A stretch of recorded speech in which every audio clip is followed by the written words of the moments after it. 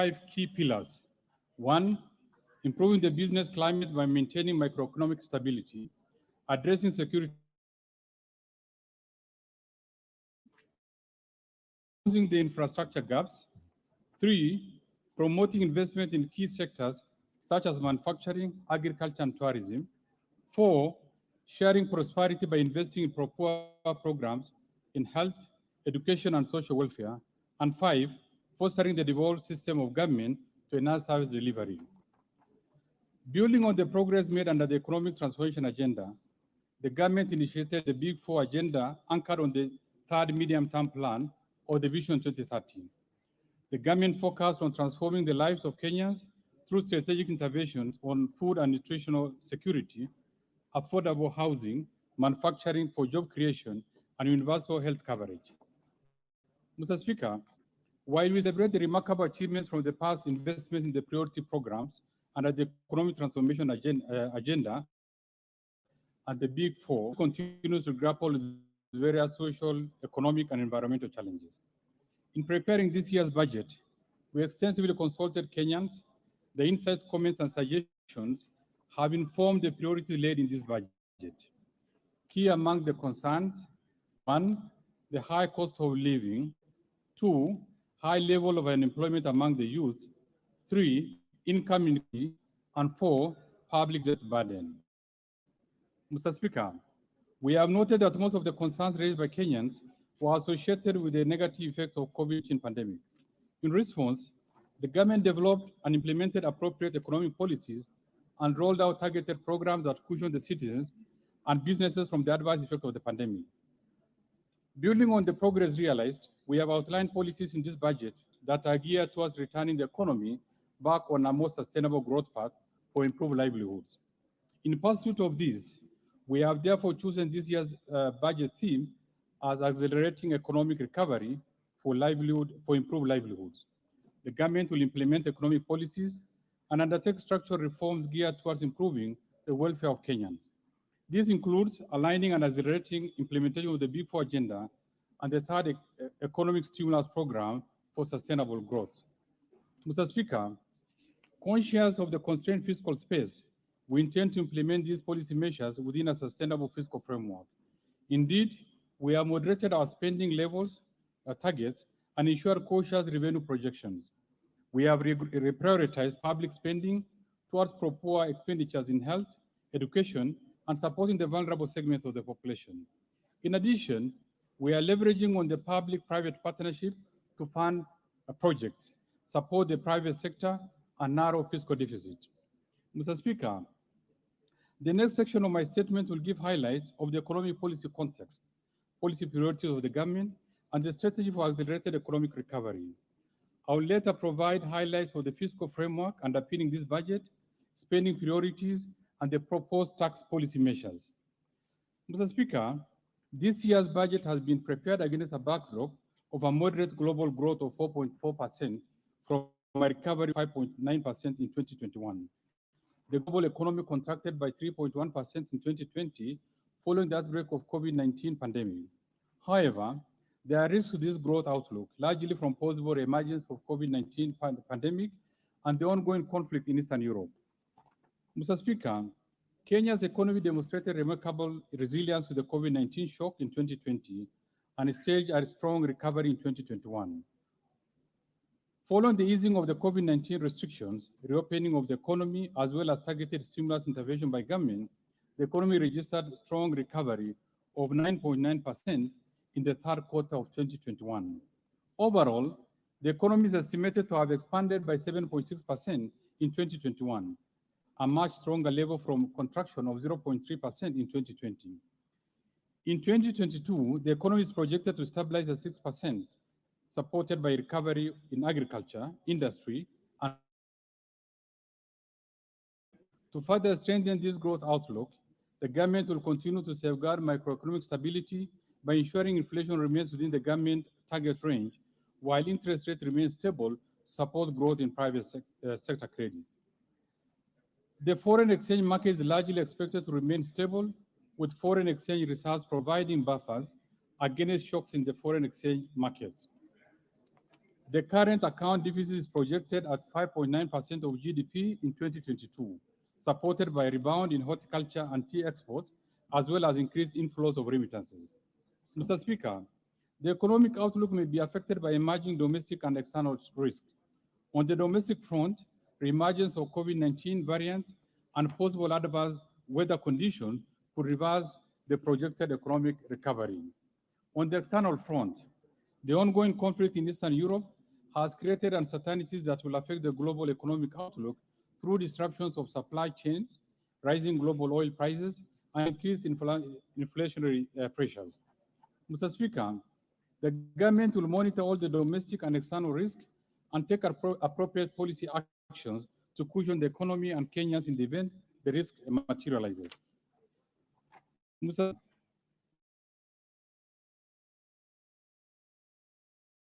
And programs under the Big Four agenda to foster socioeconomic development. However, the COVID-19 pandemic slowed down the implementation and full realization of the expected benefits. Mr. Speaker, to further accelerate economic recovery and improve livelihoods, the government will continue to implement and expand the economic recovery program in this budget. The program is hinged on a sound macroeconomic policy framework that aims to, one, enhance security for our citizens and their properties while fostering a secure and conducive business environment. Two, scale up development of critical infrastructure in roads, rail, energy, and water sectors. This will ease movements of people, enhance access to social amenities, and promote Kenya's competitiveness.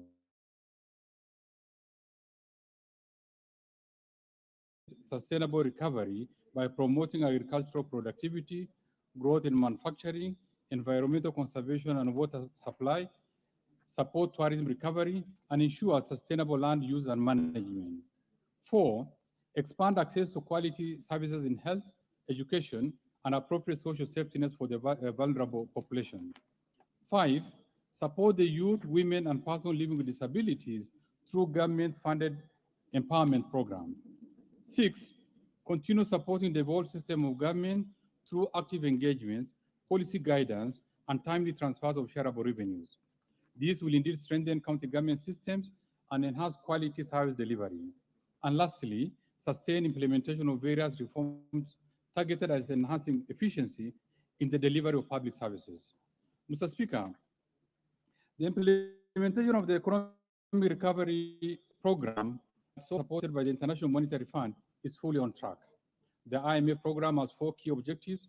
First, scaling up the COVID-19 response by supporting health and other sectors most impacted by the pandemic.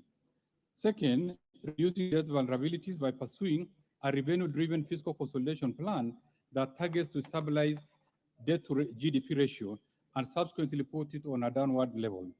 Third, supporting the structural and governance reforms while addressing weaknesses in state-owned enterprises with a view to enhancing efficiency in the management of economic and fiscal affairs. And fourth, implementing specific measures to strengthen the monetary policy framework and support financial stability. Mr. Speaker, alongside the aforementioned, the government has continued with the implementation of various stimulus programs to manage COVID-19 pandemic, support businesses, and general employment in order to minimize the adverse socioeconomic impact of COVID-19 pandemic. Mr. Speaker, in the financial year 2021-2022, the third phase of the economic stimulus program and the implementation targeted, one, the Kazi Mtaani program to create employment for over 200,000 youths across the country. Two, preparation of the education sector for the transition in the competency-based curriculum by considering new classrooms to accommodate more than 1 million people expected to join junior secondary schools in January 2023. Three, construction of additional 50 new level 3 hospitals in uncovered and densely populated areas across the country to enhance access to medical services. Four, supporting livelihoods of farmers within the sugar belt, provision of fertilizer subsidy to small-scale tea farmers, and completion of the ongoing intervention in the COVID subsector. And five, supporting communities affected by drought in arid and semi-arid regions of the country. Mr. Speaker, in this statement, I'll be proposing additional allocation to various activities under the economic stimulus program to further support livelihoods and stimulate economic activities. Mr. Speaker, in this budget, the government will strive to enhance the role of the private sector in the economy, including financing infrastructure projects through the public-private partnership, support micro, small, and medium enterprises by facilitating access to finance, invest in ICT and digital infrastructure to support the use of digital platforms to facilitate e-commerce and efficient delivery of public services, promote and strengthen local and foreign resource mobilization efforts to sustain funding of the identified development projects and programs, improve social protection through targeted policy interventions and programs, to promote local production processes and domestic supply value chains, and lastly, to strengthen the monitoring and evaluation system for quality outcomes of the projects.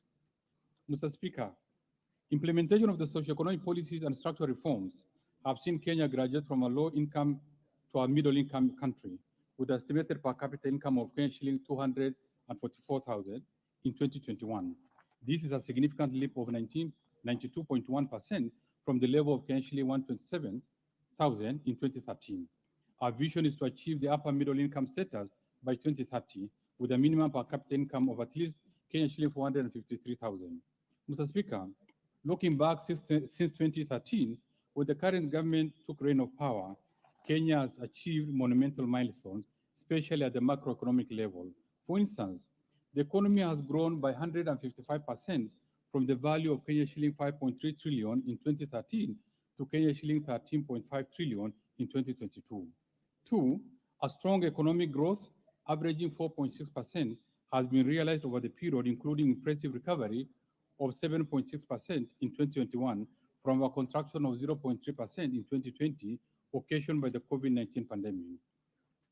Third, cumulatively 5.1 million new jobs in both formal and informal sectors were created. Fourthly, the economy has maintained macroeconomic stability with inflation rate within target and interest rates remaining stable. The average annual inflation rate declined from 7.2% in 2013 to 5.7% in 2021. Fifthly, the commercial bank lending to the private sector doubled from Kenya shilling 1.5 trillion to Kenya shilling 3.1 trillion in 2021. Sixth, successfully lengthened the average time to maturity for treasury bonds from 7.4 years in June 2013 to 9 years in March 2022. This has improved the maturity profile of domestic debt and supported refinancing risk mitigation. Seventh, the foreign exchange market has remained stable, with the official foreign exchange reserves increasing from US dollar 6.5 billion or 4.4 months of import cover to US dollar 9.5 billion or 5.6 months of import cover in 2021. The current account deficit improved by dropping from 7.7% of GDP in 2013 to 4.9% of GDP in 2021, effectively supporting the stability of the foreign exchange market.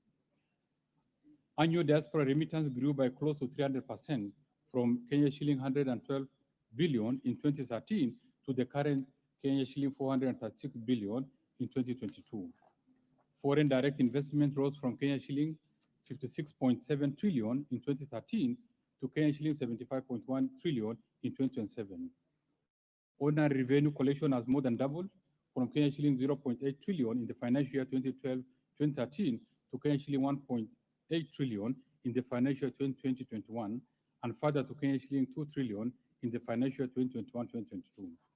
The poverty prevalence rate declined from 36.1% in 2013 to 33.6% in 2019.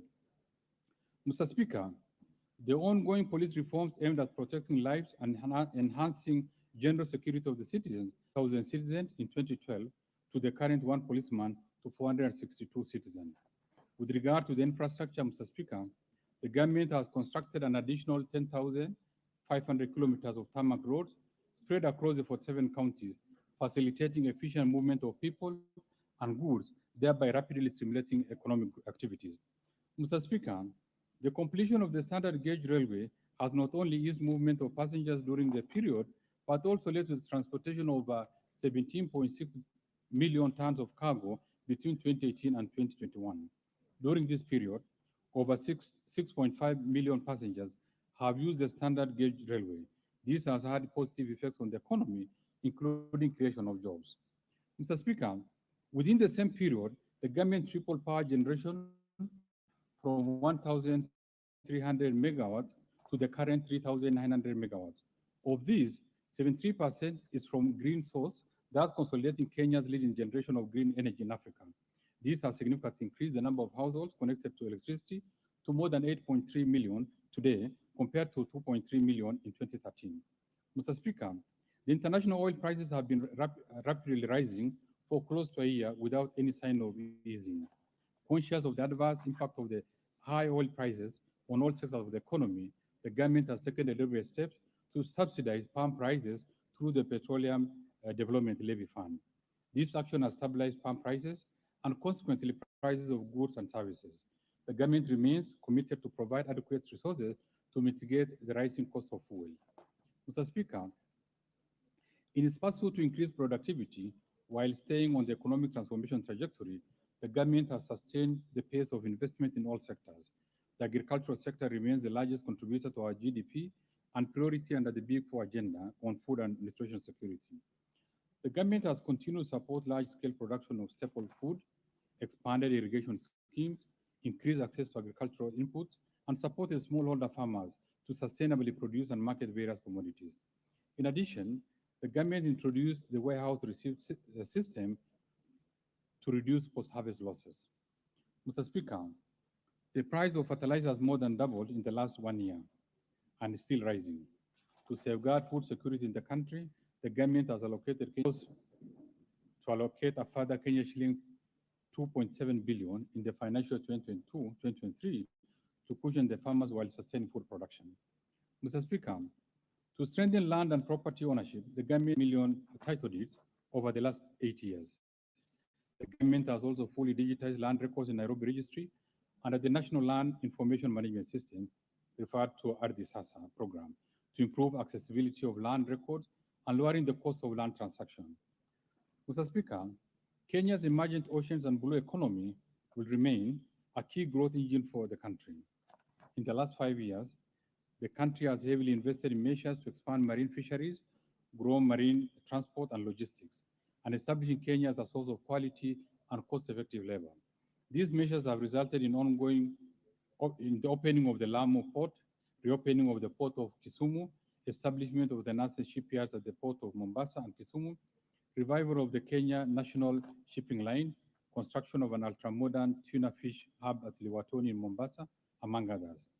Mr. Speaker, with the proposed interventions, the sector is on course to be among the top 5 key contributors to the Kenyan economy and a game-changing enhancement of the socio-economic fortune of the Kenyans living next to our marine resources. Mr. Speaker, prior to the COVID-19 pandemic, the government's strategy to revive tourism sector has yielded positive results. The earnings from the sector had increased by 74% from Kenya shilling 94 billion. Tourist arrivals had also increased from 1.5 million to 2 million during the same period. In 2020, these numbers significantly declined due to the adverse effects of COVID-19 pandemic. Mr. Speaker, in the health sector, hospital bed capacity increased from 56,069 in 2013 to 82,291 in 2020. This increase attributed to over 1,912 new hospitals constructed across the country by the national county government. Further, the introduction of free maternal health care program, dubbed Linda Mama, initiated in 2016, has led to the decline of maternal mortality rate by 26%. This program, alongside the Beyond Zero campaign led by the First Lady, has significantly contributed to the improvement of maternal health care in the country. Mr. Speaker, to address the growing cancer burden over the last decade, the government has formulated appropriate policies and allocated sufficient resources to guide the delivery of cancer testing and treatment services. Establishment of the National Cancer Institute as an overall coordinating agency. 2, construction and equipment of comprehensive cancer centers at Kenyatta National Hospital in Mombasa, Nakuru, and Garissa counties. And 3, support to 10 county referral hospitals to operationalize chemotherapy clinics. Mr. Speaker, To address the quality of education in the country, the government has rolled out radical reforms in the sector that have significantly improved the quality of education in the country. For instance, the investment in the sector has seen the number of primary schools increase from 6,500 2,437, and secondary schools from 7,174 to 10,413 between 2012 and 2020. The number of technical and vocational education training institutions also increased from 701 to 2,301 during the same period. As a measure of unprecedented success, transition rate from the primary secondary schools moved from 64.5% in 2012 to the current 100%. In addition, under the radical competence-based curriculum, the plan for the first group to join junior secondary schools in January 2013 is well on course. Mr. Speaker, following the sustained investment in human capital development, Kenya was impressively ranked position 3 in sub-Saharan African region with a human capital index of 0.55 in the year 2020. From 2013 to 2021, the government disbursed Kenya shilling 151.6 billion through the Inua Jamii program support over 1.2 million vulnerable persons, among them orphans, the elderly, and persons living with severe disabilities. Further, the government disbursed Kenya shilling 6.95 billion to support women, youth, and persons with disability and disabilities enterprises through 74,021 groups under the Ways of Fund.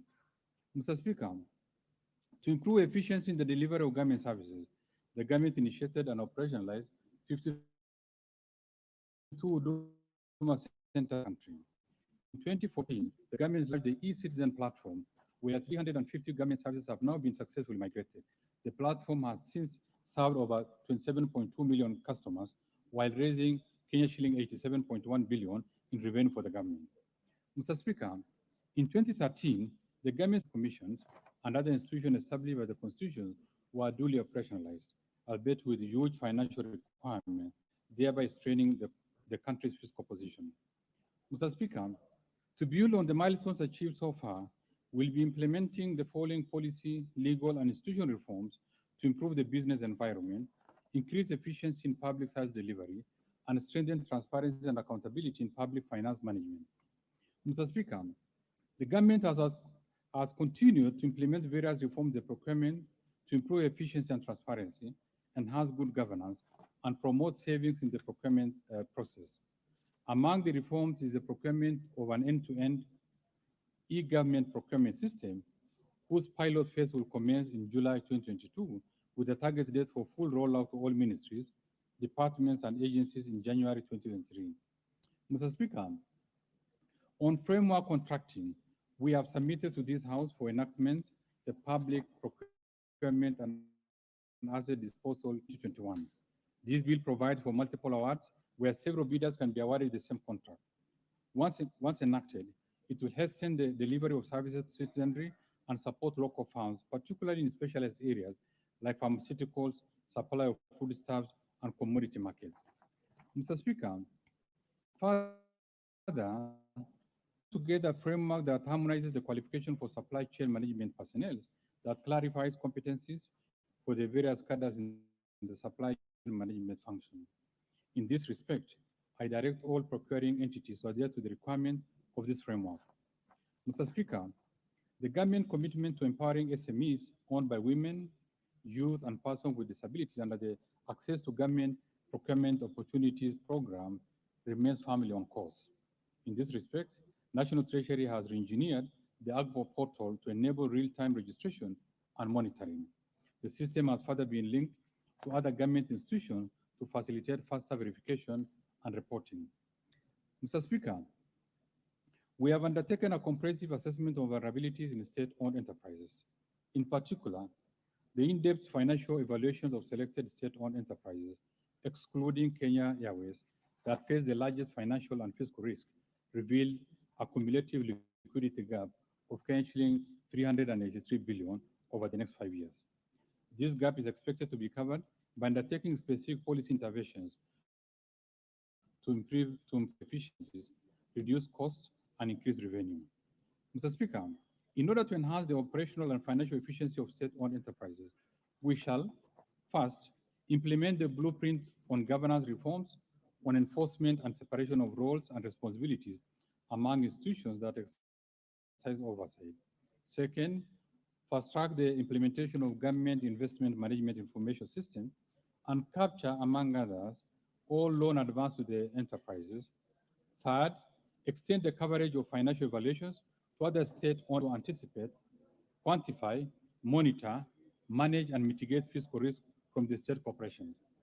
Mr. Speaker, Kenya Airways plays a major and catalytic role in the economic development of this country. The airline is facing severe cash flow constraints following the global lockdowns triggered by the COVID-19 pandemic. The government, as a major shareholder, supporting the restructuring of Kenya Airways to adapt to the challenges facing the aviation industry due to the adverse impact of COVID-19 pandemic. Kenya Airways will be required to trim its network, operationalize frequencies of serve complement. I'll be proposing a budget allocation to meet the restructuring cost. Mr. Speaker, the government will continue to support Kenya Power and Lighting Company to increase its efficiency while sustaining systematic reduction in tariff to electricity users. The recent 15% tariff reduction by the government has not only brought immediate relief to the consumers, but also led to the realization of broad benefits, including reductions of prices of goods by manufacturers. Mr. Speaker, the Kenyan banking sector is stable and has shown great resilience with strong capital and liquidity buffers built on reforms initiated by the Central Bank of Kenya. A clear demonstration of resilience and recovery of the banking sector from the adverse effects of COVID-19 pandemic was strong capital adequacy and liquidity ratios.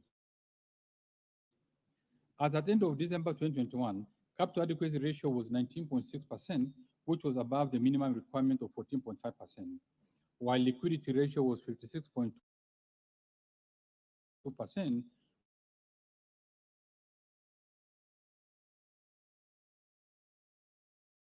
which is also above the 20% required minimum requirement of 15%. Under the Kenya Banking Central Bank of Kenya, the charter focuses on strengthening risk-based credit pricing, entrenching customer centricity in the operations, and ensuring ethical culture in the banks.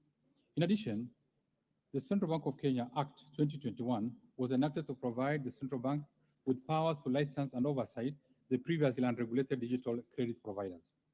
Mr. Speaker, commercial banks face climate-related risk in their operations. In this regard, the CBK issued a detailed guidelines on climate-related risk management to all commercial banks in October 2021. The banks are now required to integrate climate-related risk into the operation overall risk management framework. Mr. Speaker, the Fin Access Survey 2021 conducted in the 47 counties revealed that access to formal financial services improved from 82.9% in 2019 to 83.7% in 2021. The increase of 0.8% access through the formal channels was attributed to the progress made by Kenya to expand financial access through various channels, including mobile money financial platforms. Access through the informal channels, on the other hand, reduced from 6.1% to 4.7%, while the excluded population slightly 11% to 11.6% during the same period. Mr. Speaker, over the last 15 years, an elaborate financial service ecosystem in Kenya has evolved from an initial basic money transfer innovation. In this period, access to financial services has increased from 26% of adults in 2006 to the current 83%. Further, the government has rolled out mobile money, strengthened real-time gross settlement system, and established a regional payment system at both the East African Community and COMESA region. In order to strengthen the national payment system, Mr. Speaker, the Central Bank of Kenya in February 2022 launched the National Payment Strategy 2022-2025, which seeks to realize a faster, secure, efficient, and collaborative payment system that supports financial inclusion and innovation, while reinforcing the emergence of 24-hour economy. Mr. Speaker, in order to attract increased financing and investment in Kenya, the Nairobi International Financial System Authority has put in place the required operating framework and regulations. With the necessary framework now in place, and the official opening slated later in the year, NIFCA will be expected to be a key catalyst in supporting the economic growth. Mr. Speaker, the Kenya Mortgage Refinance Company continues to play a leading role in the delivery of affordable housing in Kenya. I am pleased to note that since September 2020, KMRC has disbursed over 2 billion to 7 primary mortgage lenders and is currently processing an additional 7 billion. To provide a sustainable source of funding and to complement the existing credit lines, the company whose bond was recently listed at the Nairobi Security Exchange successfully issued its first corporate bond of Kenya shilling 1.4 billion under the medium-term note program of Kenya shilling 10.5 billion. Mr. Speaker, since the launch of the Credit Guarantee Scheme in December 2020, total loans extended to micro, small, and medium enterprises under this scheme had surpassed Kenya shilling 2.1. This has extended access to affordable credit for small and medium enterprises to 45 counties across 11 different sectors of the economy. To enhance coverage of the scheme, additional participating financial intermediaries will be brought on board.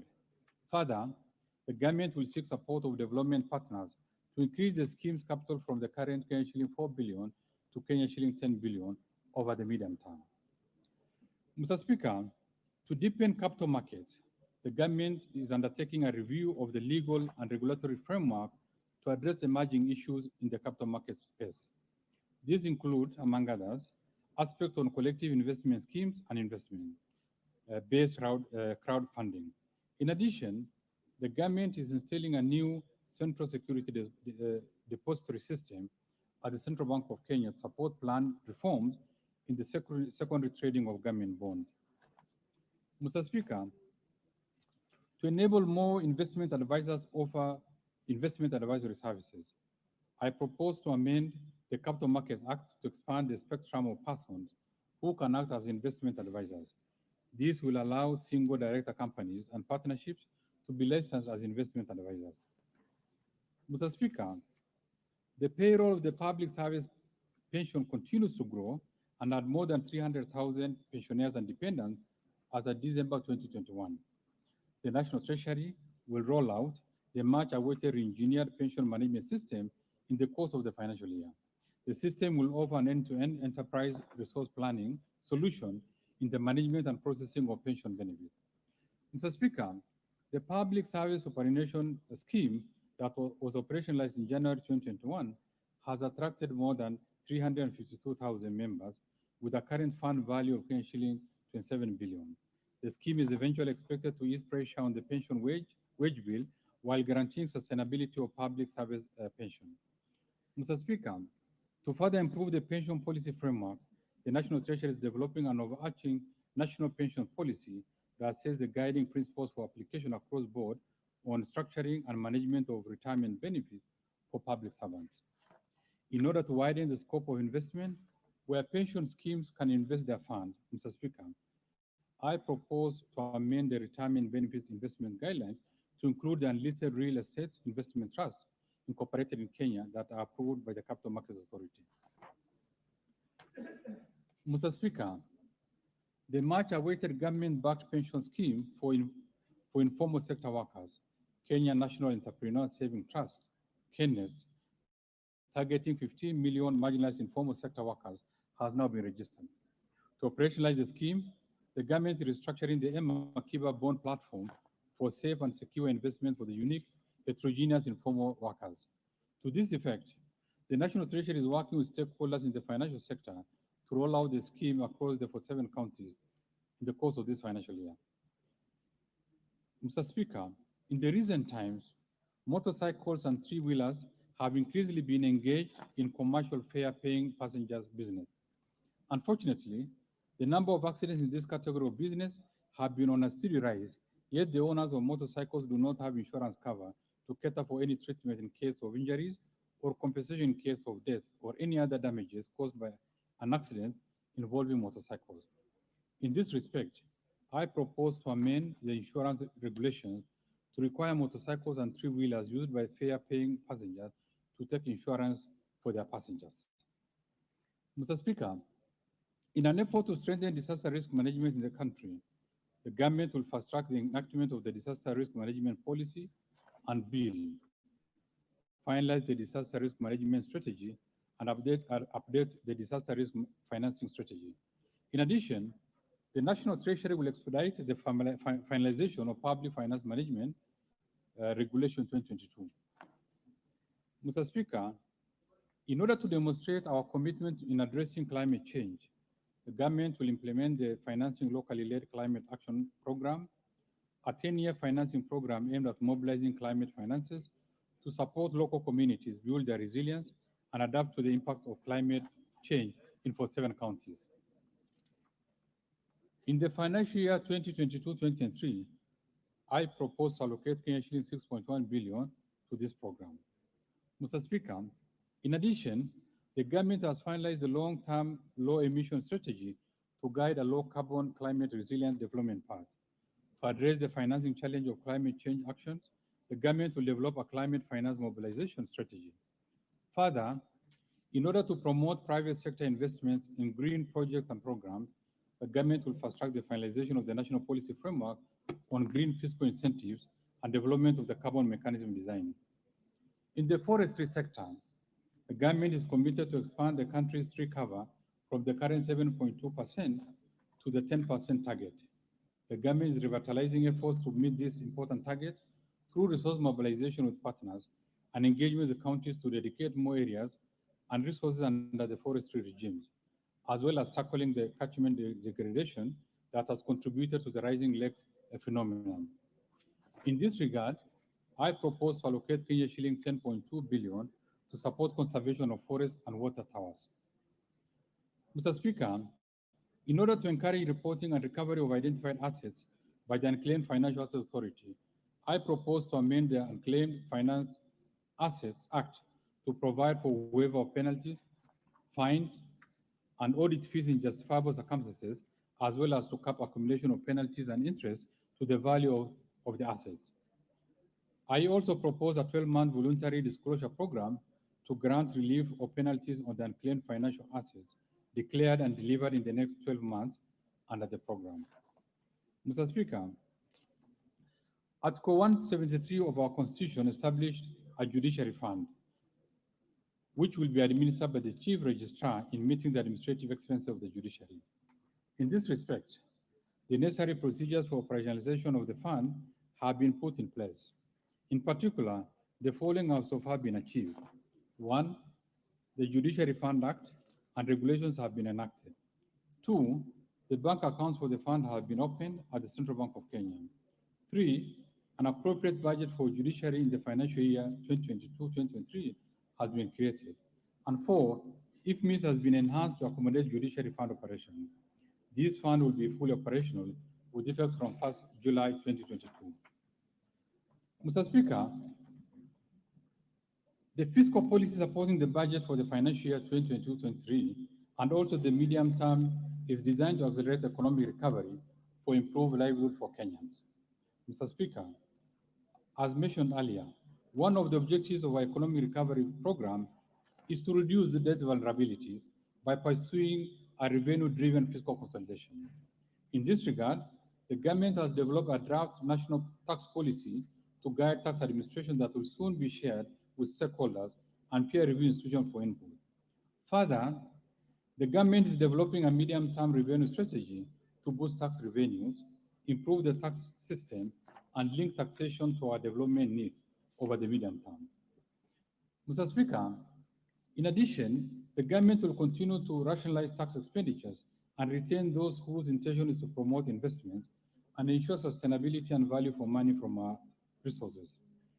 In the tax expenditure report 2021, we noted a significant decline in the level of tax expenditure from 5.17% of GDP in 2017 to 2.96% as a percentage of GDP in 2020. We shall continue to review the existing tax expenditure in order to boost the tax revenue. Mr. Speaker, we project total revenue collection, including appropriation in aid and grants for the financial year 2022-2023 budget, to be Kenya shilling 2.4 trillion, equivalent to 17.5% of GDP. Of these, ordinary revenue is projected at Kenya shilling 2.14 trillion, equivalent to 15.3% of GDP. On the other hand, Mr. Speaker, total expenditure in the financial year 2022-2023 is projected at Kenya shilling 3.3 trillion, equivalent to 23.9% of GDP. Recurrent expenditure will amount to Kenya shilling 2.2 trillion, while development expenditure, including allocation to foreign finance projects, contingency fund, and conditional transfers to county government, is Kenya shilling 715.5 billion. The funding is expected to accelerate completion of ongoing infrastructure projects. The equitable share to counties projected at Kenya shilling 370 billion. Mr. Speaker, given the projected revenues and grants against the projected expenditure, the fiscal deficit is projected to decline to Kenya shilling 862.5 billion, equivalent to 6.2% of GDP in the financial year 2022-23, from Kenya shilling 1 trillion 24 billion, equivalent to 8.1% of GDP in the financial year 2021-2022. The fiscal deficit will be financed through net external financing of Kenya shilling 280 billion, equivalent to 2% of GDP, and net domestic financing of Kenya shilling 581 billion, equivalent to 4.2% of GDP. Mr. Speaker, our medium-term fiscal consolidation policy targets to progressively reduce the level of fiscal deficit from Kenya shilling 862 billion, equivalent 6.2% of GDP in the financial year 2022-2023, to Kenya shilling 634.1 billion, equivalent 3.2% of GDP in the financial year 2025-26. Mr. Speaker, Kenya has implemented reforms in public debt management to strengthen debt transparency and accountability. The depth of coverage and disclosures on public debt information has been enhanced in line with the best practices. A broad range of information on public debt is readily available to the general public on the National Treasury website, while an investor relations unit within the Public Debt Management Office facilitates investor, lender, and public engagements on public debt issues. Mr. Speaker, Kenya's debt carrying capacity is rated moderate, and the overall public debt is sustainable. We have initiated implementation of a set of measures to lower cost and risk in the public debt portfolio. These measures include cancellation of some non-disbursing external loans, rearrangements of syndicated external loans, and increasing the issuance of treasury bonds to lengthen the maturity structure and improve debt sustainability indicators. The preferred debt financing are highly concessional loans offered at below market interest rates with long repayment period. Recourse to commercial borrowing has been maintained at minimum levels. Mr. Speaker, the current legal numerical public debt ceiling has constrained public funding of projects, while at the same time failing to consider the effects of external shocks on the economy. In this regard, we propose to replace the debt ceiling with a debt anchor and set it at 55% of debt to GDP in present value terms. This is in line with internationally accepted requirement of the National Treasury, reports to Parliament whenever the debt level swings beyond the threshold with time-bound remedial actions. This approach ensures that debt remains within sustainable levels and entrenches accountability and transparency in public debt management. I have forwarded to this August House the necessary changes to the PFM Act to align ourselves with this desired position and request that the House consider it favorably. Mr. Speaker, the public-private partnership program has gained traction, and under the new PPP Act 2021 that has reduced the number of approval processes, introduced timelines, and strengthened the institutional framework by elevating the PPP unit to a directorate in the National Treasury. So far, the government has achieved closure on a number of projects, of which a key one seeks to deliver over 4,000 housing units to front Kenya Defense Force personnel. Mr. Speaker, to ensure projects with the highest socioeconomic returns are selected and implemented, we are putting in place a joint public investment management and public-private partnership planning framework and strengthening the coordination between the Public Debt Management Office and the Public-Private Partnership Directorate for effective control of fiscal exposure, as envisioned the new PPP Act 2021.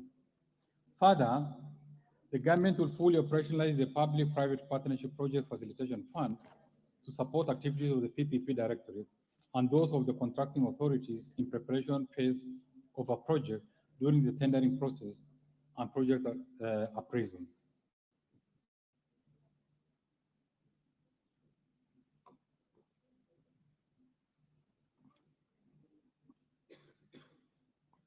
Mr. Speaker, in view of the limited fiscal space, the government will embark on rationalizing the existing portfolio of projects being implemented by the national government and issue regulations for managing public investment. The government has developed the Public Investment Management Information System, which is expected to be a repository of all projects implemented by the national and county governments. Mr. Speaker, let me now turn to the highlights of the government's spending priorities in the coming financial year. In light of the revenue challenges and significant expenditure demands, spending in the financial 2022-2023 will focus on supporting economic recovery and the Big Four agenda to ensure the highest impact on the well-being of Kenyans. The proposed total program spending for the financial year 2022-2023 amounts to Kenya shilling 3.3 trillion. Mr. Speaker, as I mentioned earlier, the government is implementing the third economic stimulus program of Kenya shilling 30.1 billion to accelerate the pace of economic growth and sustain the gains realized so far. To further enhance the ongoing interventions, I propose a total of Kenya shilling 20.6 billion in this budget support implementation of various activities. Mr. Speaker, out of this, Kenya shilling 2.1 billion is for the youth empowerment and employment creation under the Kazi Mtaani program, Kenya shilling 8.2 billion for improving educational outcomes, Kenya shilling 1.3 billion for improving health outcomes, Kenya shilling 5.8 billion for improving environment, water and sanitation facilities, Kenya shilling 1.5 billion for fertilizer subsidy, and Kenya shilling 1.6 billion for enhancing liquidity to business. Mr. Speaker, to support implementation of the projects and programs under the Big Four agenda, I have proposed a total of Kenya shilling 146.8 billion. Mr. Speaker, we have continued to strengthen our healthcare systems in our quest for universal health coverage. Better health outcomes depend on the availability, accessibility, and capacity of health workers to deliver quality services anchored on well-equipped and provisioned healthcare facilities. Towards this end, the government has implemented various initiatives laying ground for achieving the goal of 100% health insurance coverage. Key among these initiatives include the free maternity program dubbed Linda Mama, which currently benefits over 1 million mothers annually, increasing the total number of health workers in the public and private sector, investments in the health infrastructure, and development of a digital health platform to support effective monitoring of the health sector. In addition, the government enacted the NHIF Amendment Act, which provides for the establishment of a centralized healthcare provider management system to ensure efficient management and payment of claims, as well as data collection. Mr. Speaker, to further enhance realization of the universal health coverage, I propose to allocate Kenya shilling 146.8 billion to the healthcare sector to support the various programs aimed at improving healthcare outcomes. Of this amount, Kenya shilling 62.3 billion will fund activities and programs for the attainment to universal health coverage. Specific allocation for various activities and programs include Kenya shilling 7 billion for purchase of COVID vaccines and related expenditure, Kenya shilling 4.1 billion for free maternity health care, Kenya shilling 5.2 billion for the managed equipment services, as well as Kenya shilling 1.8 billion to provide medical cover for the elderly and severely disabled persons in our society. Mr. Speaker, to lower cases of HIV/AIDS, malaria, and tuberculosis in the country, Kenya shilling 16.2 billion has been recommended for vaccines and immunization. I propose an allocation. Health service delivery, Kenya shilling 18.1 billion has been proposed for the Kenyatta National Hospital, Kenya shilling 11.7 billion for the Moi Teaching and Referral Hospital, Kenya shilling 7.7 billion for the Kenya Medical Training Center, Kenya shilling 2.9 billion for the Kenya Medical Research Institute, Kenya shilling 1.1 billion for the construction of Kenya National Hospital Burns and Pediatric Center, Kenya shilling 1.2 billion for procurement of family planning and reproductive healthcare communities, Kenya shilling 300 million for procurement of cyberknife radiotherapy equipment, Kenya shilling 1.3 billion for the construction of cancer center at Kisii Level 5 Hospital, and Kenya shilling 619 million for the procurement of equipment at the National Blood Transfusion Services. Mr. Speaker, in 2013, the government embarked on a plan to provide decent and affordable houses for Kenyans. This was envisaged to create additional jobs, provide market for manufacturers as well as suppliers, and raise the contribution of real estate and construction sector to GDP. To achieve this, government has been implementing policy and administrative reforms targeted at lowering the cost of construction and improving access to finance for affordable housing. The government has also mobilized resources to support construction of affordable housing units and social housing units. Building on the gains and to ensure success of this initiative, I have proposed an allocation of Kenya shilling to 27.7 billion for the affordable housing program.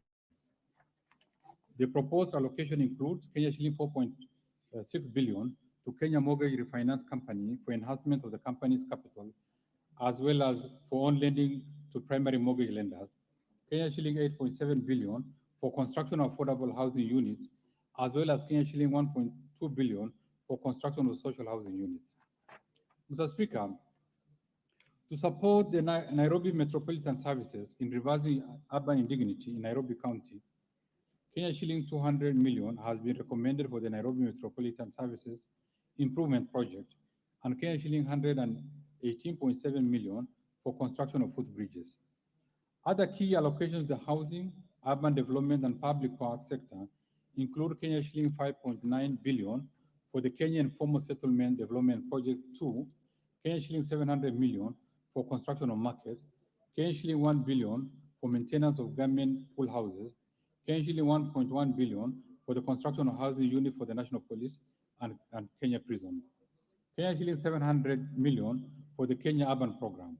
In addition, Mr. Speaker, I have proposed an allocation of Kenya shilling 1.2 billion to support the Nairobi Bus Rapid Transport Project to offer an efficient and time-saving public transport. Mr. Speaker, implementation of the appropriate policies coupled with enhanced investments in the manufacturing sector has created a conducive business environment to support and protect local industries, generation of jobs, and improve livelihoods.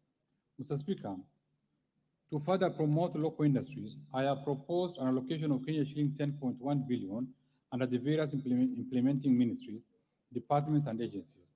Out of these, Kenya shilling 1 billion will go to the Credit Guarantee Scheme to enhance access to affordable credit by micro, small, and medium enterprises in the manufacturing sector. And Kenya shilling 626 million for provision of finances to micro, small, and medium enterprises through the Kenya Industrial Estate. In addition, Mr. Speaker, I have proposed Kenya shilling 2.6 billion for Dongokundu Special Economic Zone, Kenya shilling 295 million for the development of the Special Economic Zone, Textile Park in Naivasha, Kenani Leather Industry Park, and at the River Textile Hub, Kenya shilling 50 million for the Freeport and Industrial Park Special Economic Zone in Mombasa. Other proposed allocations include Kenya shilling 410.4 million for the modernization of Rivertex, and Kenya shilling 3 billion for supporting access to finance and enterprise recovery. Mr. Speaker, in order to maximize the benefits from our cash crop, the government will make further investment towards the revival and enhancement of output. In this respect, Mr. Speaker, I propose an allocation of Kenya shilling 212.1 million for modernization of cooperative cotton ginneries, and a further Kenya shilling 250 million for cotton industry revitalization. Mr. Speaker, to equip our youth with essential training and internship opportunities, I have proposed an allocation of Kenya shilling 1.3 billion for the Kenya Industrial and Entrepreneurship Project, Kenya shilling 2.1 billion for the Kenya Youth Employment and Opportunities Project, Kenya shilling 500 million for industrial research laboratories, Kenya shilling 200 million for constituency industrial development centers. Mr. Speaker, as part of the Big Four agenda, the government is implementing measures and interventions to achieve food and nutrition security for all Kenyans. These measures include supporting large-scale production of staple food, expanding irrigation schemes, increasing access to agricultural inputs, and supporting smallholder farmers to sustainably produce and market various commodities. To further support programs under this pillar, I propose an allocation of Kenya shilling for 46.7 billion in this budget.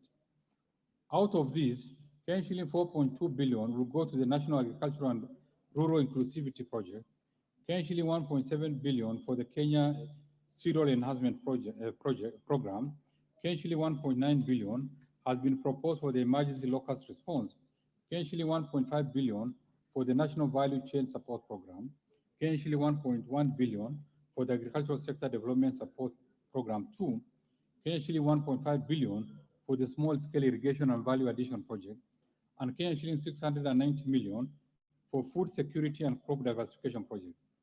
Mr. Speaker, the government will further set aside Kenya shilling 2.7 billion for fertilizer subsidy to cushion farmers during the short rain from October to December 2022.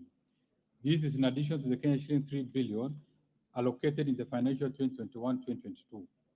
Mr. Speaker, to improve livestock production, I propose Kenya shilling 500 million for free disease holding ground in Lamu. I also propose Kenya shilling 1.7 billion for the Kenya Commercialization Program and Kenya shilling 121 million for livestock production under Big Four initiative. Mr. Speaker, to promote sustainable utilization of the economy resources, I have proposed an allocation of 1.9 billion for the aquaculture business development project, Kenya shilling 2.8 billion for Kenya Marine Fisheries and Socioeconomic Development Project, Kenya shilling 1.3 billion for exploitation of living resources under the blue economy, Kenya shilling 1 billion for construction of fish processing plant in Lamu, Kenya shilling 270 million for coastal fisheries infrastructure development, Kenya shilling 210 million for rehabilitation of fish landing sites in Lake Victoria, Kenya shilling 204 million for aquaculture technology development and innovation transfers, and Kenya shilling 126.3 million for the development of the Blue Economy Initiative. Mr. Speaker, in order to increase agricultural production and enhance resilience to climate change risk in targeted smallholder farming and pastoral communities in Kenya, I have set aside Kenya shilling 147 million for the Climate Smart Agricultural Productivity Project, Kenya shilling 850 million to enhance drought resilience and sustainable livelihood, Kenya shilling 178 million towards ending drought emergencies in Kenya, and in addition, I have proposed an allocation of Kenya shilling 421 million for the livestock and crop insurance scheme to reduce the vulnerabilities of Kenyan farmers to diseases and natural disasters. Mr. Speaker,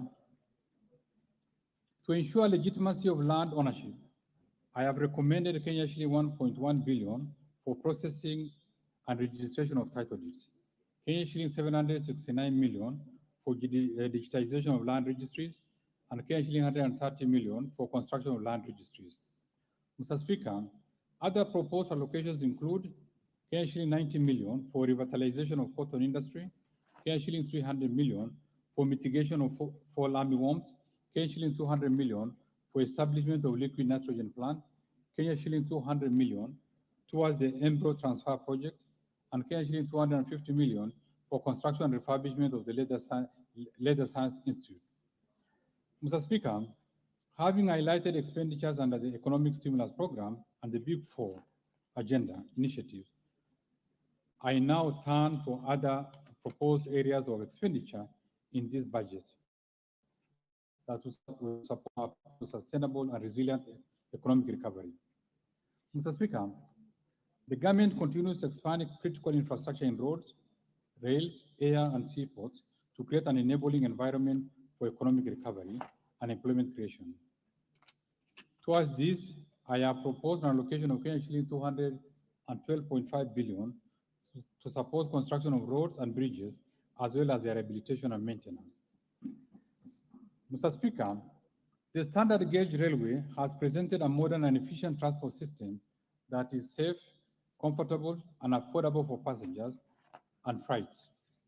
To expand railway transport to the rest of the country, I have proposed Kenya shilling 18.5 billion for development of the standard gauge railway, Kenya shilling 1.1 billion for railways metro lines, Kenya shilling 439 million for rehabilitation of locomotives, and Kenya shilling 264 million for development of ERP systems for SGR.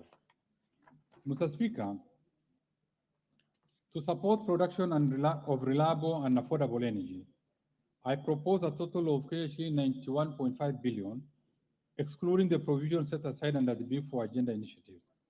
Out of this, KSH 62.9 billion will cater for transmission and distribution of power. KSH 18.5 billion for development of geothermal energy, KSH 9.3 billion for electrification of public facilities, and KSH 2 billion for development of nuclear energy, exploration, and mining of coal. Mr. Speaker, the security of our nation remains paramount and must be maintained to safeguard the considerable development gains. For this reason, I have proposed an allocation of Kenya shilling 317.8 billion to support operations of the National Police Service, Defense, and the National Intelligence Services.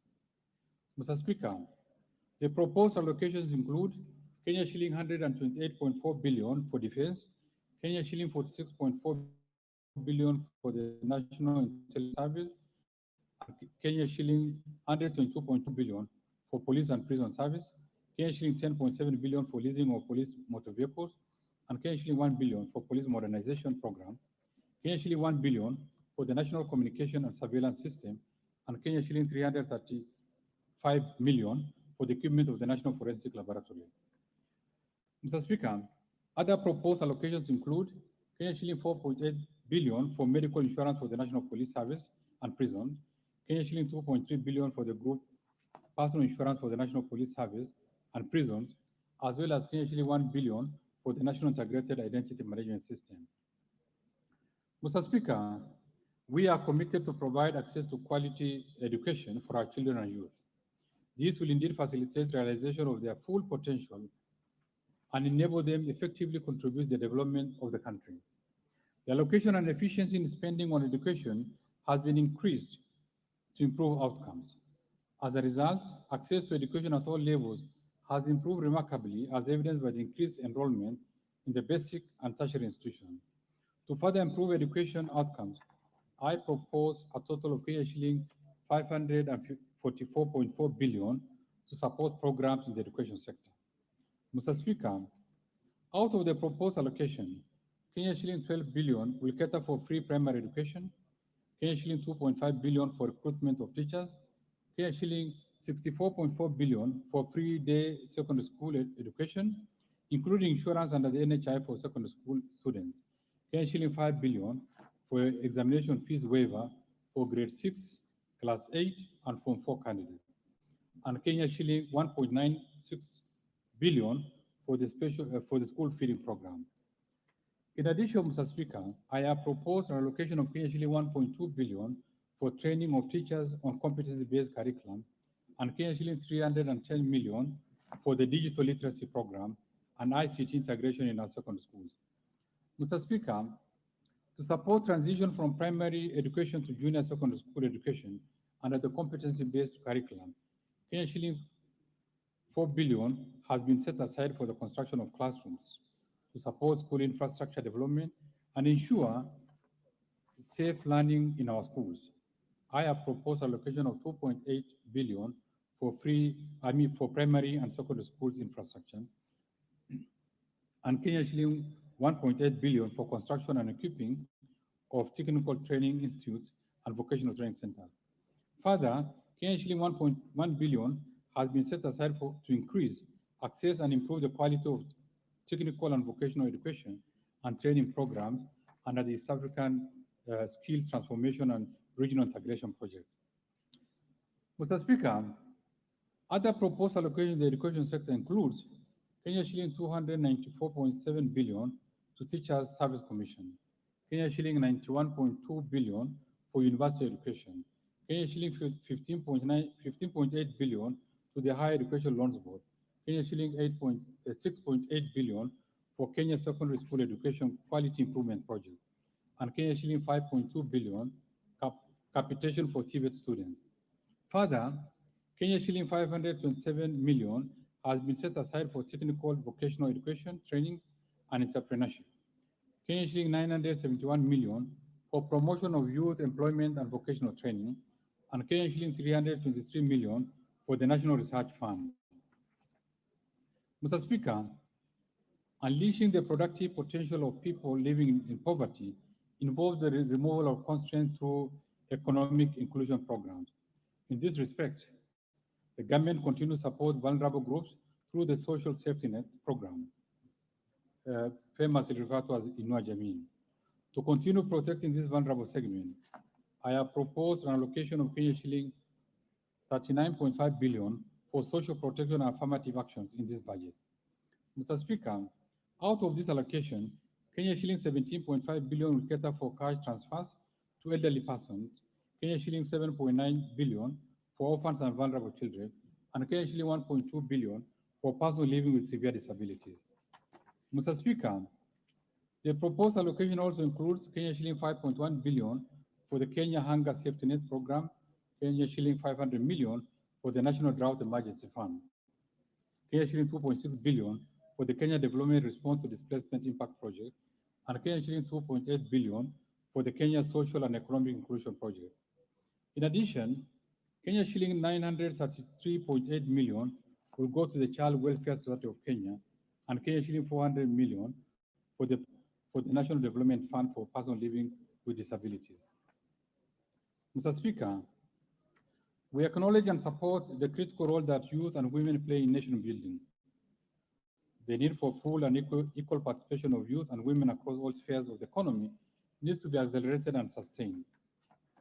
To further empower the youth and support business owned by the youth, women, and persons living with disabilities, I have recommended Kenya shilling 13.1 billion for the National Youth Service, Kenya shilling 2.2 billion for the Kenya Youth Opportunities Project, Kenya shilling 175 million for the Youth Enterprise Fund, Development Fund, Kenya shilling 170 million for the Women Enterprise Fund, and Kenya shilling 92 million for the Youth Empowerment and Enterprise Fund. Mr. Speaker, to promote regional equity, reduce poverty, and enhance social development, I have proposed Kenya shilling 44.3 billion for the National Government Constituency Development Fund, Kenya shilling 2.1 billion for the National Government Affirmative Action Fund, as well as Kenya shilling 7.1 billion for the Equalization Fund to finance programs in the previously marginalized areas. Mr. Speaker, we recognize the great opportunities that digital technologies offer in various sectors of the economy. Efficiently deployed, digital technologies have strong potential to accelerate economic recovery and improve livelihoods at relatively low cost for sustainable and inclusive development. For this reason, we have proposed an allocation of Kenya shilling 15.6 billion to fund initiatives in the information, communication, and technology sector. Specifically, this allocation includes Kenya shilling 620 million for government shared services. Mr. Speaker, the government is investing in the development of the Konza National Data Center and smart city facilities. This national data center was commissioned in July 2021 and is currently hosting client services, including government agencies, and is a platform for the acceleration of innovation, particularly among the youth in Kenya. We encourage all MDAs to take advantage of this modern facility. Mr. Speaker, to fast-track the development of the Konza Technopolis City, I have proposed an allocation of Kenya shilling 5.2 billion for the horizontal infrastructure phase 1 and Kenya shilling 3.8 billion for Konza Data Center and smart city facilities. Mr. Speaker, other proposed allocations include Kenya shilling 2.7 billion for maintenance and rehabilitation of last mile connectivity network, Kenya shilling 1.2 billion for maintenance and rehabilitation of the National Optic Fiber Backbone Phase 2 expansion cable, and Kenya shilling 1.4 billion for installation and commissioning of Eldoret Nadapal fiber optic cable. Mr. Speaker, to further support support sports development and tourism recovery. I have proposed an allocation of Kenya shilling 15.8 billion for the Sports, Arts and Social Development Fund, Kenya shilling 3.2 billion for the Tourism Fund, Kenya shilling 1.8 billion for Tourism Promotion Fund, and Kenya shilling 125 million for refurbishment of the regional stadium. Mr. Speaker, environmental protection and access to adequate supply of clean water is fundamental for the achievement of the socio-economic development envisioned by the Kenya Vision 2030. To expand access to clean and adequate water for domestic and agricultural use, I have proposed an allocation of Kenya shilling 45.9 billion for water and sewerage infrastructure development, Kenya shilling 16 billion for water resource management, and Kenya shilling 9.8 billion for water storage and flood control. In addition, I have set aside Kenya shilling 8.5 billion for irrigation and land reclamation, and Kenya shilling 2.1 billion for water harvesting and storage for irrigation. Mr. Speaker, in order to support environment and water conservation, I propose to set aside Kenya shilling 10.2 billion for forest and water towers conservation, Kenya shilling 3.1 billion for environment management and protection, Kenya shilling 1.5 billion for meteorological services, and Kenya shilling 7 billion for wildlife conservation and management. Mr. Speaker, stronger institutions and effective policy implementation and management of resource improve service delivery, transparency, and accountability. We shall continue to seek better public service delivery by building and sustaining strong, efficient, and accountable institutions, shilling 3.6 billion for the Ethics and Anti-Corruption Commission, shilling 3.4 billion for the Office of the Director of Public Prosecution, shilling 8.4 billion for the Criminal Investigation Department Services, and shilling 6.4 billion for the Office of the Auditor General. Additionally, Mr. Speaker, to enhance the oversight and legislative role of Parliament and access to justice, I propose an allocation of shilling 50.2 billion to Parliament and shilling 18.9 billion to the judiciary. Mr. Speaker, in order to facilitate the 2022 general elections, we allocated shilling 22.9 billion in the current financial year 2021-2022, and I further propose an allocation of shilling 21.7 billion in the financial year 2022-2023 to the Independent Electoral and Boundaries Commission. Mr. Speaker, the county governments will receive a proposed allocation of shilling 370 billion as equitable share in the financial year 2022-2023. These represent 27.3% of the most recent audited and approved revenue raised nationally. Mr. Speaker, in addition to the equitable share of revenue raised nationally, the county governments will receive recommended conditional allocations amounting to shilling 37.1 billion, bringing the total allocation of the county governments in the financial year 2022-2023 to shilling 407 billion. Mr. Speaker, we have also complied with the High Court ruling on conditional grants to county government. In this regard, conditional grants have now been excluded from the Division of Revenue Bill 2022, unlike in the case of last financial year. I note with appreciation that this House has unlocked the stalemate on the county government grant bills. This bill will provide a legal framework for transferring conditional grants to the county government, transfer of functions between national county government. Mr. Speaker, in order to ensure that the process of transfer of functions between the national and county government is clearly provided for in law, we are developing our legislation to operationalize Article 187 and 189 of the Constitution on transfer of functions and cooperation between the national and the county government. The proposed legislative framework will provide transparency in the administration of intergovernmental transfers in respect of transferred functions and cooperations between government. Once completed, the legislative proposal will be submitted to this Honorable House for consideration and approval. Mr. Speaker, in order to support county governments' efforts to enhance their own source revenue, the National Treasury has submitted the county government bill, revenue raising process bill, to this August House. The bill will regulate the manner in which counties introduce or vary fees and charges. Once passed, this legislation will address the problem of multiplicity of fees and charges within and across counties, in line with Article 209, subsection 5 of the Constitution. I call upon honorable members to consider and approve this bill in a bid to create a conducive environment for business and deal with the issue of multiplicity of fees and charges within the county government. Mr. Speaker, in order to support an implementation of the county government's own source revenue policy, the National Treasury is in collaboration with the Ministry of Land and Fiscal Planning, Council of Governors, and other stakeholders have developed the National Rating Bill 2022 to replace the outdated Valuation for Rating Act, CAP 266 and CAP 267. This bill was submitted to this Parliament in January 2022, and once enacted will guide valuation for rating and imposition of rates on rateable property. Mr. Speaker, Kenya has a wealth of mineral deposits. From the financial year 2016-17 and 2019-20, the government collected a total of shilling 5.5 billion in royalties from extractive activities. These amounts translate to an average of shilling 1.4 billion annually. Although mineral royalties are currently being received from 15 counties, 91% of the payments are derived from extractive activities in only 3 counties, namely Kilifi, Kwale, and Kajiado.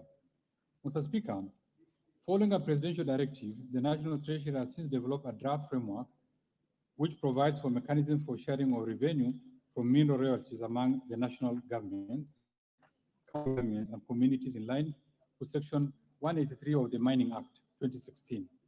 The framework, which is currently being subjected to the stakeholder consultation, will provide basis for ensuring that revenues raised from the mineral royalties trickle down to the county government and communities where mining is taking place. Mr. Speaker, in line with Article 204, subsection 1 of the Constitution of Kenya, county governments have been allocated. Constitution of Kenya, county governments have been allocated shilling 7.1 billion under the equalization fund in the financial year 2022-23, which represents 0.55% of the most recent audited accounts of revenue received. Mr. Speaker, following the High Court ruling on the petition number 272 of 2016 of 5th November 2019, quashing the guidelines of administration of equalization fund and ensuing disbandment of the fund's advisory board, all expenditures of the fund were stopped. To mitigate this, Mr. Speaker, the National Treasury, in collaboration with other stakeholders, developed the PFM regulations 2021, which was approved by Parliament in October 2021. Mr. Speaker, following the appointment of the advisory board and establishment of the secretariat, it is expected that completion of projects as identified under the first policy and the implementation of the programs in the second and subsequent policies will now be fast-tracked. Mr. Speaker, continued delays in payment of pending bills to entities that provide goods and services to both national and county government have affected liquidity and operation of these entities. In a number of cases, this has led to closure of businesses, affecting livelihoods of the suppliers. Though some progress was noted in the settlement of these pending bills by the national county government, we still have challenges where a number of suppliers are owed large amounts of money. In this regard, I direct government ministries, departments, and agencies, as well as the county governments, to clear all their pending bills by 30th June 2022. In addition, we call upon all the MDAs and county governments to avoid accumulation of pending bills and ensure that payments are made as and when due. Mr. Speaker, I now want to highlight the tax policy measures for the financial 2022-23 budget, which are contained in the Finance Bill 2022. I will also highlight custom measures that Kenya will be presenting for consideration by the East African Community Ministers responsible for finance and economic affairs in their pre-budget consultation plan for May this year. These custom measures will become effective from 1st July 2022. Mr. Speaker, the proposed measures contained in the Finance Bill 2022 are expected to generate an additional shilling 50.4 billion to the exchequer for the financial 2022-2023 budget. Mr. Speaker, as I indicated in this statement, we consulted other partner states in the East African community, and Kenya was allowed to present its budget statement earlier than the other partner states. With regards to customs measures, we have evaluated various proposals that we intend to submit for consideration during the East African Community pre-budget consultation by the EAC Ministers for Finance, which will be held later in May this year. The measures that will be agreed upon will be communicated through the EAC Gazette and implemented from 1st July this year. Mr. Speaker, these measures are generally meant to promote our manufacturing sector and enhance our exports by making inputs and raw materials used in the manufacture of goods more affordable, hence lowering the cost of production. In addition, some of the measures are aimed at enhancing the competitiveness of locally manufactured goods through protection from unfair competition by imported goods.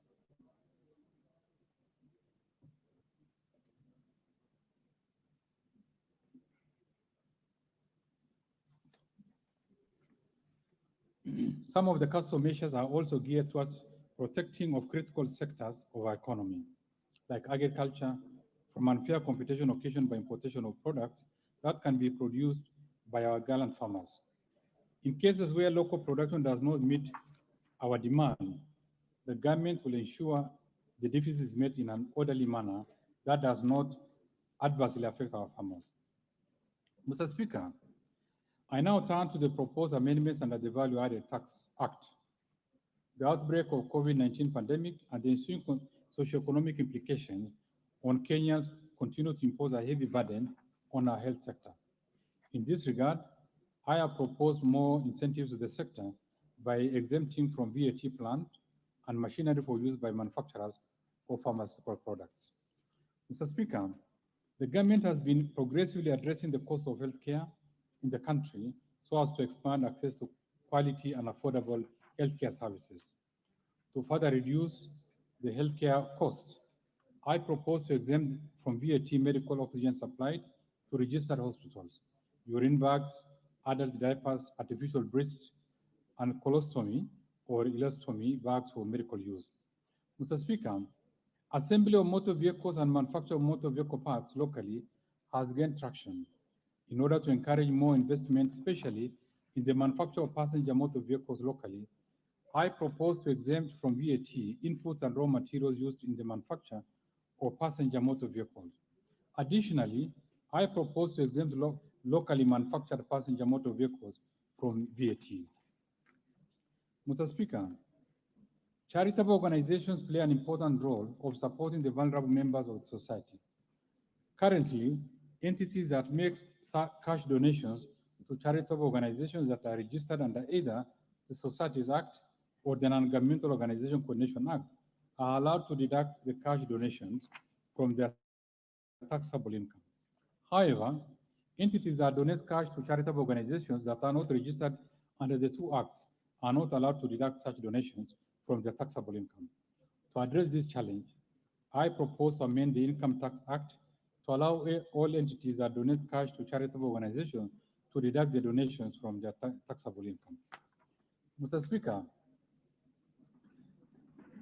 Kenya has witnessed significant growth in the use of financial derivatives,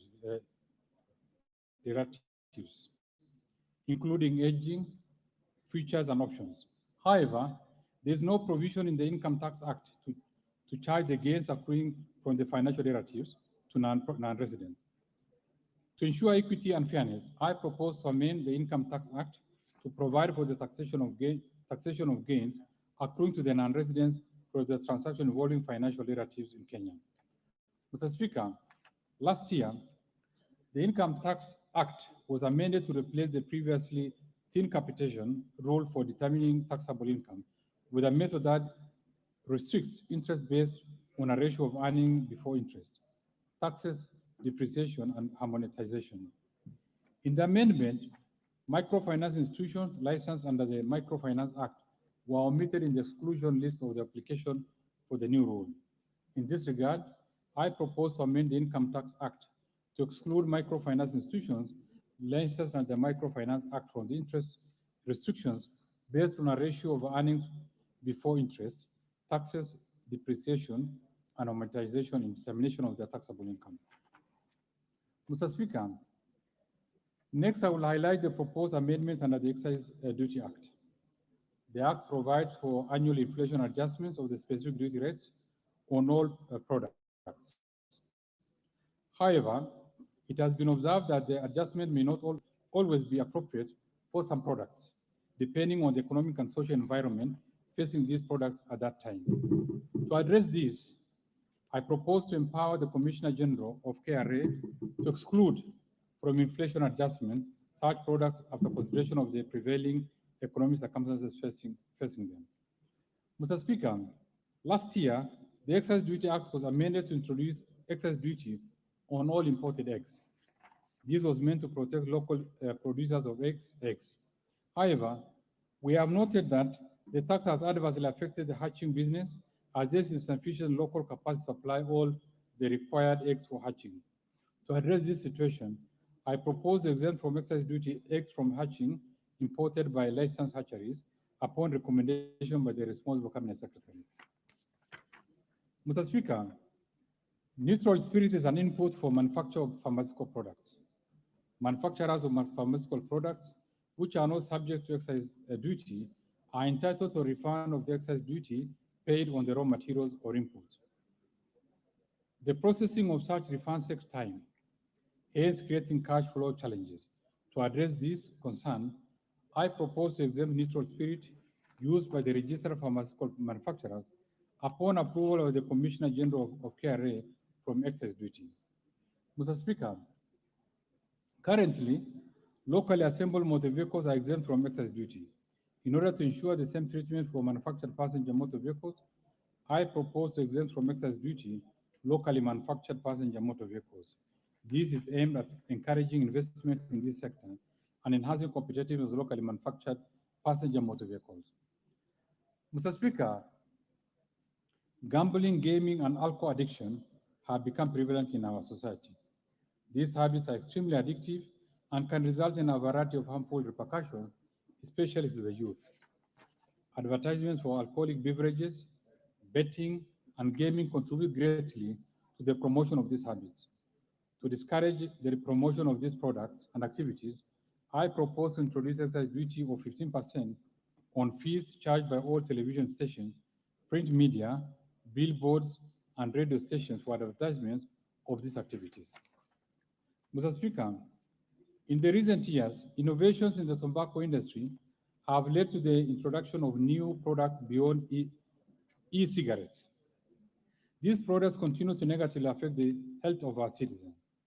The design of these products and the taxation regime makes them easily accessible to users, including the school children and the youth, thus leading to nicotine addiction and consequently smoking and use of other drugs. In order to prevent these habits and make the liquid nicotine used in these devices less accessible to users, including the school children and the youth, I propose to change the taxation regime for liquid nicotine from current shilling per unit to an excise duty of current shilling 70 per milliliter. Mr. Speaker, in the bill, I have also proposed to increase the specific rates of excise duty for a number of products by 10% to generate additional revenue for the government. Given the recent global increase in oil prices, I have excluded petroleum products from this increase. Mr. Speaker, I now turn to the proposed amendments under the Miscellaneous Fees and Levies Act. In order to promote manufacturing of pharmaceutical products, I propose to exempt inputs and raw materials imported by manufacturers of pharmaceutical products from payment of import declaration fees and railway development levy. This will encourage investments in the health sector and improve access to affordable healthcare services. Mr. Speaker, in order to support farmers who rear cows as well as pastoralist communities who depend on sale of hides and skin, I propose to reduce the export levy on the raw hides and skin from 80% or US dollars 0.5 per kilogram to 50 cents or US dollar 0.32 per kilogram. Mr. Speaker, on the amendments to enhance tax administration procedures, government agencies are expected to be sensitive and responsive to emerging customer needs. In this respect, the Kenya Revenue Authority has been on a journey of transformation to enhance customer-centric service delivery. In order to align the operation of the authorities with emerging trend, I propose to amend the Kenya Revenue Authority Act to change the name of the authority from Kenya Revenue Authority to Kenya Revenue Service. The change of the name is intended to rebrand the authority and transform its public image, thus enhance tax compliance through improved public relations and maintain a clear focus on taxpayers' needs. I have also proposed consequential amendments to other statutes which make reference to the name Kenya Revenue Authority and align them to the proposed new name. Mr. Speaker, we have noted that tax disputes take too long to conclude, especially after judgments by the Tax Appeals Tribunal. In order to protect the disputed tax revenue, I propose to amend the Tax Appeals Tribunal Act 2013 to require a deposit of 50% of the disputed tax revenue in a special account at the Central Bank of Kenya when the tribunal makes a ruling in favor of the Commissioner General of KRA, as the taxpayer proceeds to appeal the decision. I have also proposed that in case the taxpayer receives judgment in his or her favor on final determination of the matter, the 50% deposit shall be refunded to the taxpayer within 30 days after the final determination of the matter by the courts. Mr. Speaker, the Tax Procedure Act empowers the Commissioner General, KRA, to issue directions to the land registrar to put a caveat on land or restriction on the transaction for taxpayers with tax arrears. It is noted that the taxpayer may have other assets other than land which the Commissioner can put caveat or restriction on transfer to secure unpaid tax revenue. In this respect, I propose to amend the Tax Procedure Act to require registrars of ships, aircrafts, motor vehicles, and any other properties that may be used as security for unpaid taxes to restrict the disposal or transaction of these assets upon receipt of direction from the Commissioner. Mr. Speaker, the Tax Procedures Act empowers the Commissioner General KRA to request for additional information from the taxpayers in order to facilitate determination of an objection on assessment tax. The Act does not specify the number of times that the Commissioner can request for such information on a particular case.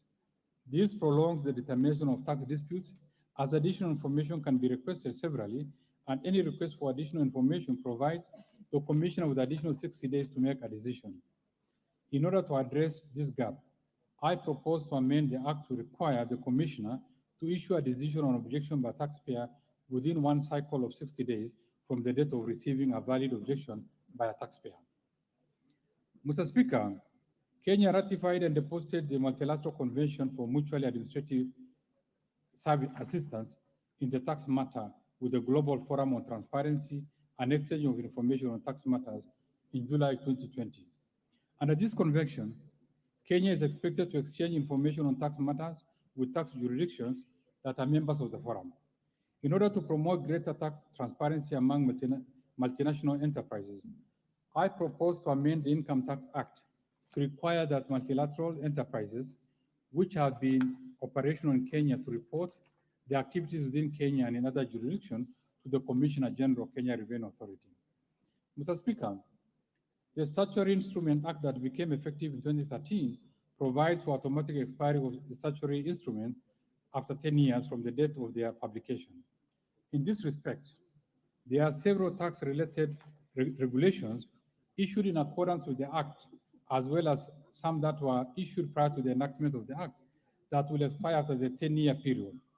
The expiry of these instruments will negatively affect tax administration and revenue collection. In this regard, I propose to amend the Statutory Instrument Act to exempt the tax-related regulations under the various tax laws from automatic expiry provided under the Act. Mr. Speaker, this administration has implemented socioeconomic transformative programs and a devolved system of government that required enormous financial resources. At the same time, the country was confronted by some degree of security challenges, the twin global challenges of COVID-19 pandemic and climate change, and the desert locust invasion that impacted on food security. In the midst of all this, Mr. Speaker, the government has successfully maintained macroeconomic stability, achieved growth rates above that of sub-Saharan African region, and improved welfare of Kenyans. In conclusion, therefore, Mr. Speaker, our sustained investments since 2013 have significantly transformed our economy and strengthened our resilience. Encouraged by this, our economy has bounced back, giving our people incredible optimism, even in the situation of extreme challenges. Mr. Speaker, we are proud of our socioeconomic achievements and seek to sustain high economic growth so as to improve the welfare of our people.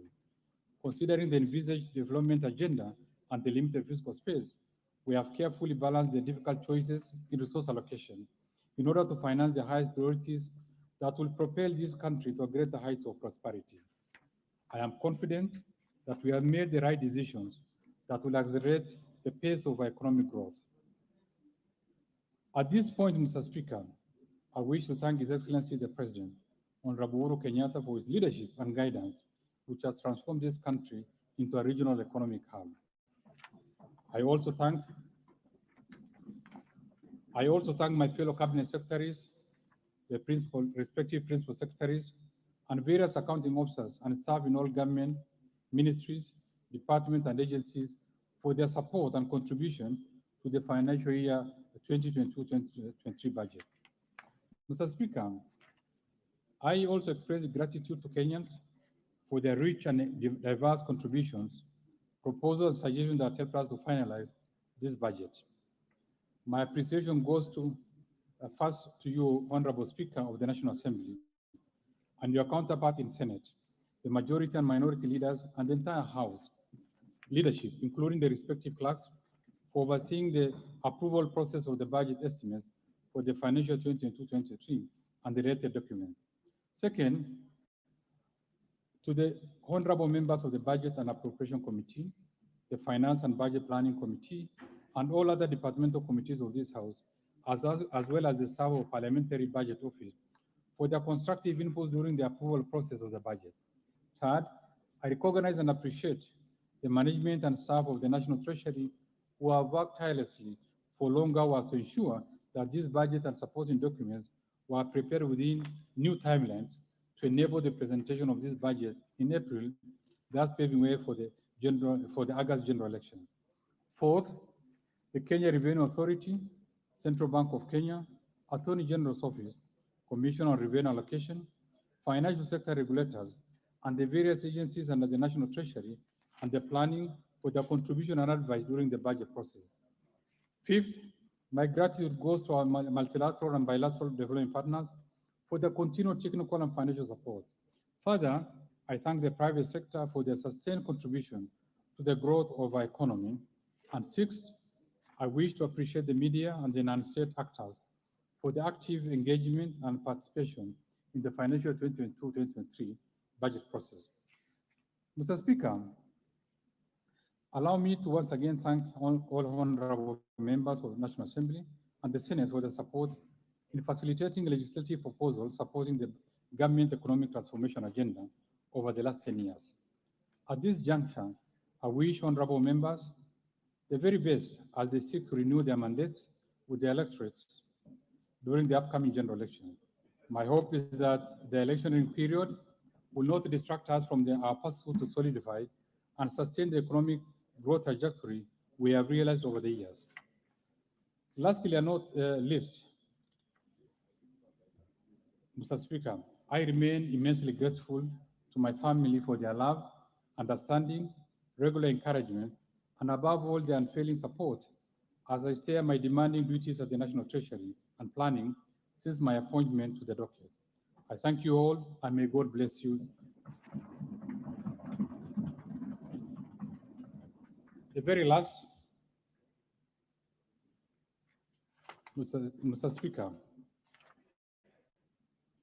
before I resume my seat, you recall that I've already submitted to this House the budget estimates and the Finance Bill 2022, together with accompanying documents as required by the Public Finance Management Act 2012. Today, I further submit the following documents to this August House and request that you gracefully receive them.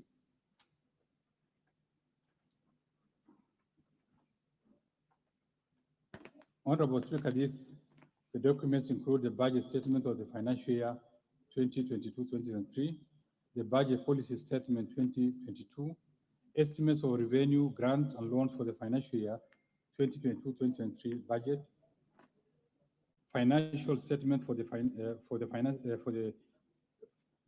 year 2022-2023 budget, medium-term debt management strategy 2022, sixth, budget highlights, the Mwananchi Guide for the financial year 2022-2023, and lastly, the statistical annex of the budget statement for the financial year 2022-2023.